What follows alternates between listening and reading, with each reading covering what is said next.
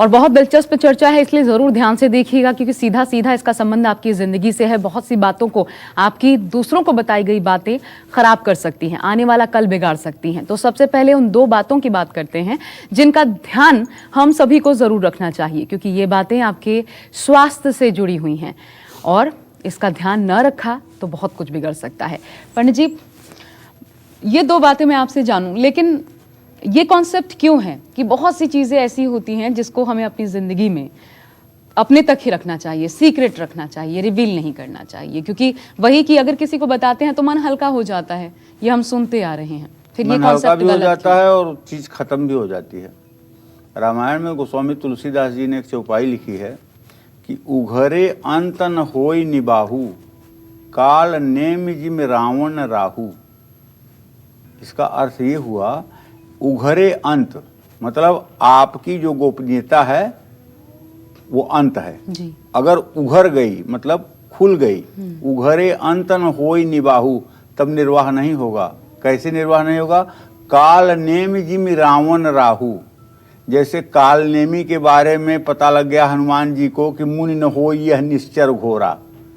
जब हनुमान जी को पता चल गया कि अरे ये मुनि नहीं है, राक्षस है, तो उन्होंने एक लात मार करके वहीं काल नेमी को छुट्टी दे दिया।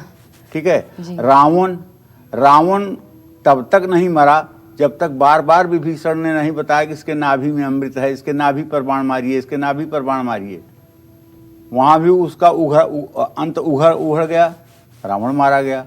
राहु सूर्य और चंद्रमा के बीच में बड़े ही अच्छे ढंग से बैठ करके अमृत पान कर लिया। लेकिन जब सूर्य चंद्रमा ने भगवान विष्णु को बताया कि यह राक्षस है, तो उन्होंने तुरंत चक्र सुदर्शन से उसका गर्दन काट दिया। तो राहु और राहु केतु हो गए। तो उघरे अंतन होई निबाहु, काल नेम जिम रावण राहु। इसी तरह से अगर आपका भी अंत दुनिया के सामने प्रकट है तो ये दुनिया उसका नाजायज फायदा आपसे उठाएगी, इसमें कोई दो राय नहीं है।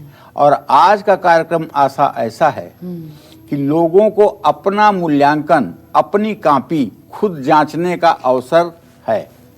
आज आप खुद इस कार्यक्रम को देख करके अपने अंदर महसूस करें कि इसमें से क्या अच्छाइयां आपके अंदर हैं और क्या ऐसी कमी है जिसे आपको भविष्य में ठीक करना है। क्योंकि मैं विश्वास के साथ कह सकता हूं कि यदि आज जो बात मैं बताने जा रहा हूं इस पर आप ठीक ढंग से पालन कर लें तो आपका जीवन सुनिश्चित रूप से व्यवस्थित हो सकता है। एक संस्कृत का नीति का श्लोक बताऊं, ये शुक्र नीति का श्लोक है। आयुर्वित्तम गृह छिद्रम मंत्र मैथुन औषधिम, दान मान अपमान गोप्यानी नवयत्नतः। इसको दूसरे ढंग से ऐसे भी कहा गया है, दान मानापमानम च नवैतानी सुगोपयेतु। गोपयेतु मतलब गोपनीय रखने योग्य। और दूसरे श्लोक में क्या है? आयुर्वित्तम गृह छिद्रम मंत्र मैथुन औषधिम, दान मान अपमान गोप्यानी नवयत्नतः। प्रयत्न पूर्वक इसको गोपनीय रखना चाहिए, या ये गोपनीय बातें उस व्यक्ति को बतानी चाहिए जो इसका पात्र हो। जैसे रोग के बारे में डॉक्टर से बता सकते हैं, दवाइयों के बारे में डॉक्टर से बता सकते हैं, मंत्र के बारे में अपने गुरु से बता सकते हैं। ऐसी तरह की बातें हैं। तो इसमें से जो 10 बातें बताई गई हैं वो आपको हमेशा गुप्त रखनी चाहिए।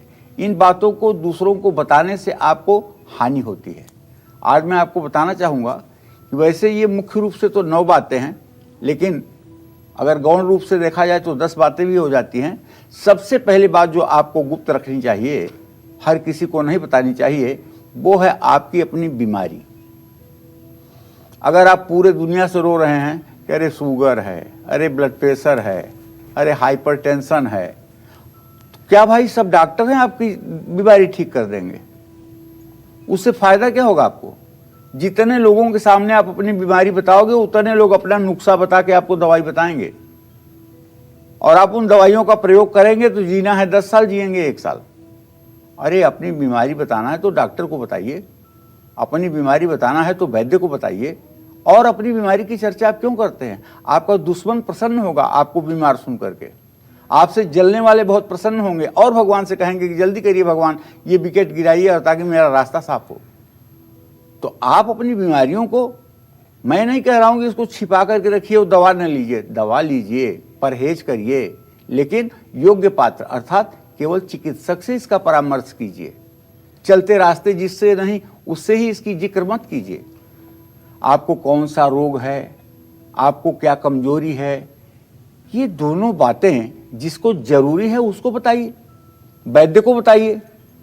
इससे जुड़ी एक और बात है जो आपको हर किसी को नहीं बतानी चाहिए, वो है दवा, जिसको भैसज कहते हैं, दवाई। ठीक है, आप कौन सी दवा खाते हैं? आप तो जो दवा खाते हैं उसका फार्मूला बताते रहते हैं। मुझे तो इतना इंसुलिन लग रहा है, मुझे तो रोज इतने टैबलेट खाने पड़ते हैं, मुझे तो, मैं इतना जिम्मेदार हूं कि इतनी इतनी दवाइयां खा करके भी रोज काम करता हूं। मतलब क्या कहना चाहते हो? किस सृष्टि के ऊपर एहसान कर रहे हो? दवाइयां खा के काम कर रहे हो, किसके ऊपर एहसान कर रहे हो? क्यों बताना चाहते हो? ये चीजें बताने से आपका नुकसान होगा, क्योंकि आपका जो हित शत्रु होगा, जो आपको देखने में अच्छा लगता होगा लेकिन अंदर से आपकी बुराई चाहता होगा, भगवान से कहेगा बहुत सही, इतनी दवाई पर पहुंच चुके हो ना, जल्दी से आपकी जो है खाट खड़ी होने वाली है। तो भाई आप कैसे जानते हैं कौन आपका हितैषी है, कौन आपका शत्रु है? तो दवाइयों के बारे में बताना, दवाइयों की रेसिपी बताना, रोग के बारे में बताना, ये सब कहीं से बुद्धिमत्ता नहीं है। और दवाइयों को गोपनीय रखना चाहिए। ऐसे नहीं 4 लोग बैठे हैं, उसी बीच में आपने दवाई का डब्बा मंगा लिया और फटाफट खोलने लगे, 10 दवाइयां खोल करके आपने मुंह में डाला, पानी पिया। लोग, इतनी दवाइयां आप क्यों खाते हैं? हाँ मैं खाता हूं, मुझे ये जरूरी है, वो जरूरी है। दवा भी जो है एकांत में ही खाने की चीज है।